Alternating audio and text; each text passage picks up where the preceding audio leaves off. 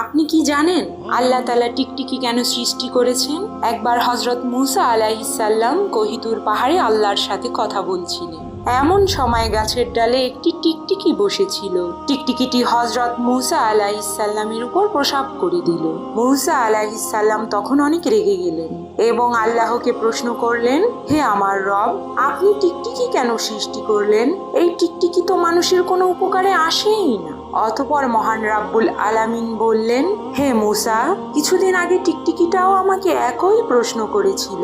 হে আমার রব, আপনি মুসাকে কেন বানিয়েছেন? তিনি তো আমার কোনো কাজেই আসে না এবং সে আমাকে আপনার কোনো কথা শোনায়ও না। এটা শুনে হযরত মুসা আলাইহিস সালাম ভেতরে ভেতরে অনেক লজ্জিত হলেন। তখন আল্লাহ তাআলা বললেন, মুসা, আমি উদ্দেশ্য ছাড়া কোনো কিছুই দুনিয়াতে সৃষ্টি করিনি।